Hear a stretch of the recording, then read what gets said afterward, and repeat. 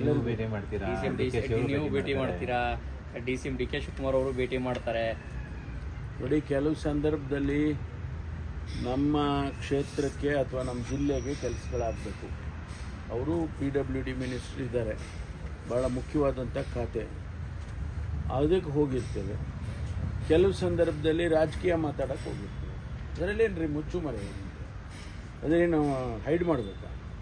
ನಾವು 4-5 ಜನ ಸೇರಿ 2-3 ಸಾರಿ ಸೇರಿದ್ದು, ಊಟ ಮಾಡಿದೋ, ತಿಂಡಿ ತಿಂದೋ, ರಾಜಕೀಯ ಮಾತಾಡ್ದೋ. ಏನದರಲ್ಲಿ ತಪ್ಪಿದೆಯಾ? ಮಾಡಬಾರ್ದು ಅಂತ ಏನಾರ ಕಾನೂನು ಇದೆಯಾ? ರಾಜಕಾರಣಕ್ಕೆ ಸೇರಿದ್ಮೇಲೆ what is it interest you media people? ಏನಿದೆ ಅದರಲ್ಲಿ? ಏನಿದೆ? ಮಾಡೋದೇ ರಾಜಕಾರಣ. ನಾವೆಲ್ಲ ರಾಜಕಾರಣಿಗಳಲ್ವಾ? ಮಾಡೋದೇ ರಾಜಕಾರಣ. ಸರ್ಕಾರದಲ್ಲಿ ಹೌದು ಯಾವ ರೀತಿ ಇರುತ್ತೆ, ನಮ್ಮ ಪಕ್ಷದ ಸಿದ್ಧಾಂತಗಳೇನು, ನಾವೇನು ಇಂಪ್ಲಿಮೆಂಟ್ ಮಾಡ್ತಾ ಇದ್ದೀವ ಸರಿಯಾಗಿ ಅಥವಾ ಮಾಡ್ತಾ ಇಲ್ವಾ, ಈಗ ಇತ್ತೀಚಿನ ಬೆಳವಣಿಗೆಗಳ ಬಗ್ಗೆನೂ ಮಾತಾಡಿರ್ತೀವಿ. ಅದರಲ್ಲೇನು ನಿಮಗೆ ಆಶ್ಚರ್ಯ ಥರ ಅಂಥದ್ದು ಏನಿಲ್ಲ. ಅಲ್ಲ, ಇತ್ತೀಚೆಗೆ ಅದು ಬದಲಾವಣೆದ್ದು ಕೂಗು ಕೇಳಿ ಬಂತು ಸರ್, ಅದ್ರ ಬಗ್ಗೆ ಏನಾದ್ರು ಚರ್ಚೆ ಮಾಡಿದ್ರೆ ಸರ್? ಸಿಎಂ ಬದಲಾವಣೆ, ಪವರ್ ಶೇರಿಂಗ್, ನಾನು ಹೇಳಿದ್ನಲ್ಲ, ಎಲ್ಲವನ್ನೂ ಮಾತಾಡಿರ್ತೀವಿ. DCM ಅವ್ರ ಹತ್ರ ಇರೋ ಐಷಾರಾಮಿ ವಾಚ್ಗಳ ಬಗ್ಗೆ ಸಾಕಷ್ಟು ಚರ್ಚೆ ಆಗ್ತಿದೆ ಸರ್. ಈಗ ಅದು ಅಫಿಡವಿಟಲ್ಲಿ ಸೇರಿಸಿಲ್ಲ ಅಂತ ಬಿಜೆಪಿಯವರು, ಕಾರ್ಟಿಯರ್ ವಾಚ್ ಸೇರಿಸಿಲ್ಲ ಅಂತ ನೆನ್ನೆ ಲೋಕಾಯುಕ್ತಕ್ಕೆ ಪತ್ರ ಬರೆದಿರೋದನ್ನ ರಿಲೀಸ್ ಮಾಡಿದ್ದಾರೆ. ಎಲ್ಲದಕ್ಕೂ ನಾನೇ ಉತ್ತರ ಕೊಡೋಕ್ಕಾಗತ್ತೆ? ಏನು ಅವೆಲ್ಲ ನಾನು ಹೆಂಗೆ ಉತ್ತರ ಕೊಡೋಕ್ಕಾಗುತ್ತೆ ಅದಕ್ಕೆ?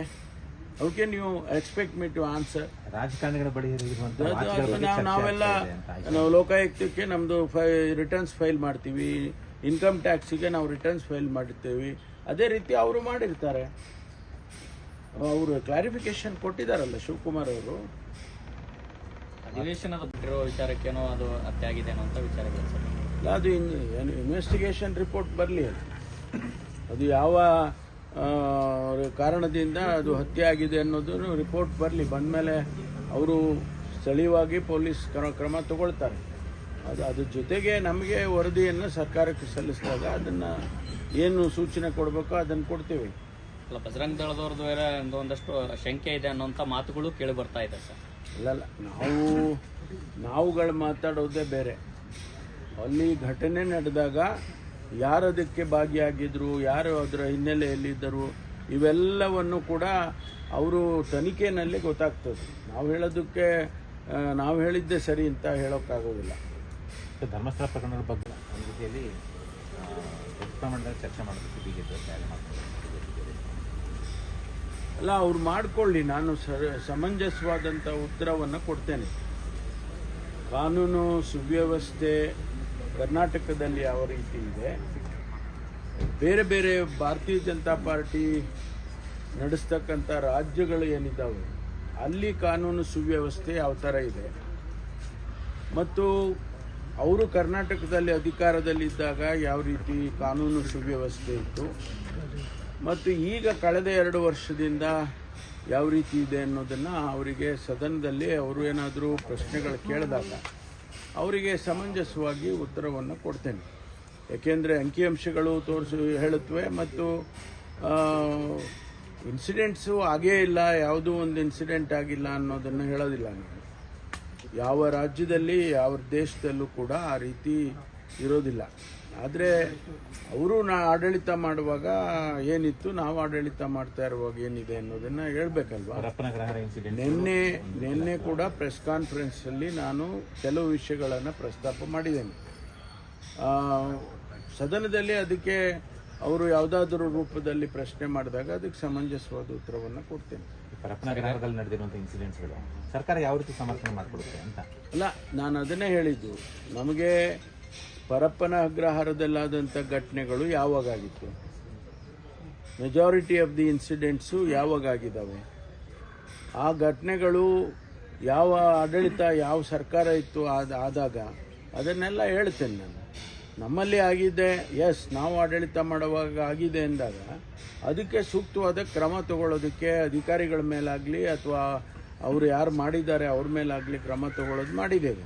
ಆದರೆ ಹಿಂದೆ ಹಳೆ ವಿಡಿಯೋಗಳನ್ನೆಲ್ಲ ಹಾಕಿಬಿಟ್ಟು ಇದನ್ನು ಈಗ ನಡೆದಿದೆ ಅಂತ ಹೇಳೋದಿದೆಯಲ್ಲ, ಅದೆಲ್ಲ ಅದು ಒಂದೊಂದು ಇನ್ಸಿಡೆಂಟನ್ನು ನಾನು ಅವರಿಗೆ ತಿಳಿಸ್ತೇನೆ. ಬಿಜೆಪಿ ಅಂಕಿಅಂಶ ಸಮೇತ ಹೇಳ್ತೀರಾ ಸರ್? ಚಿಕ್ಕಮಗಳೂರು ಕೊಡ್ತೀರಾ ಸರ್? ಅಪ್ಡೇಟ್ ಕೊಡ್ತೀರಾ? ಇಲ್ಲ, ಅವ್ರು ಪ್ರಶ್ನೆ ಮಾಡಿದ್ರೆ ಕೇಳ್ತೇವೆ, ಹೇಳ್ತೀವಿ, ಉತ್ತರ ಕೊಡ್ತೇವೆ.